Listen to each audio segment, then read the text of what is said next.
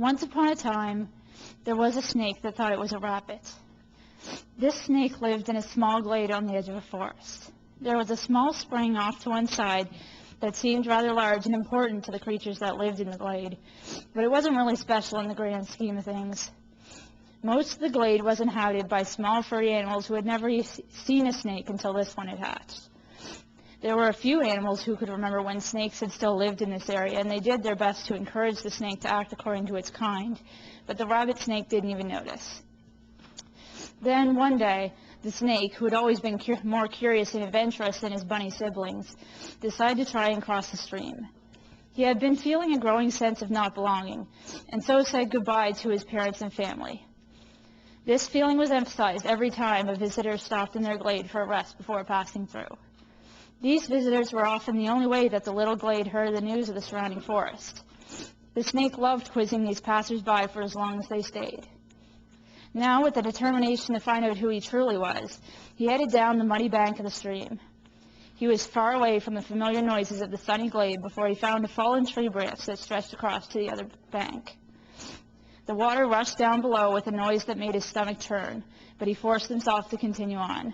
Finally, he reached the other side. For a moment, he simply let the joy and exaltation of the triumph wash over him, but he knew that he had to keep moving. He was not safe yet. The forest on this side of the river seemed much more dark and foreboding than it had on the other side, but the snake who thought he was a rabbit knew that unless he went out into the world and figured out what he really was, he would never be satisfied. The first few days spent in the wilderness were scary, but it was on the morning of the third day that the snake poked his head out of a bush and realized that he was once again in yet another glade, somewhat similar to his own, but even smaller and more crowded. Everyone was just waking up as the sun came up over the top of the trees and cast mottled shadows on the clover. There were rabbits here, too, but also animals the snake had never even seen before. Because the snake had never seen himself, he had no idea what his own body looked like and didn't recognize the other snakes right away. However, it didn't take long before they noticed him and drew their new friend into the crowd of awakening animals. After the 2 nights of fearful hiding and doubt, the snake finally felt that this trip had been worthwhile.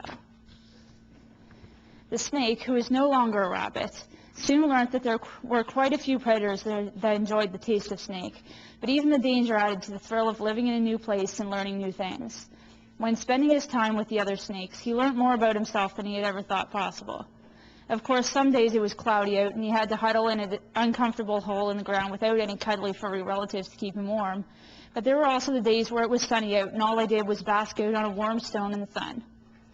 A few years were spent in this way, alternately fighting for his life and relaxing into dreams, but soon the snake felt that he had to move on once again. And so, in talking with some of the visitors that had stopped in this glade, as well as the one he has previously lived in, the snake decided to go to an altogether different place. He had wriggled his way here in a few days, but this time there was a group of birds willing to fly into the center of the forest in the same amount of time. It was an exciting but also terrifying plot. On the one hand, he could reach entirely new heights and meet new animals, but on the other hand, he could become completely lost or worse, die. What were the chances of finding somewhere else that was just as kind to newcomers as this place had been? What would his rabbit family think to know that he was going somewhere that he had never even dreamed of? These were hard questions, but the snake had already made up his mind. How do you think this story ends? Of course, there are a few differences between this snake and myself. My visitors have never really left me and are probably cheering me on right this very minute from their various places around the world. I didn't really leave my parents and siblings when I went to this school, but some days when you're on campus for more than 12 hours and just want to go to bed once you get home, it certainly feels like it. And I've definitely had many more teachers along the way than the snake did, smoothing out the path and lighting the way. I've had a place within this glade, and for that I'm thankful, but it's time to move on. Thank you.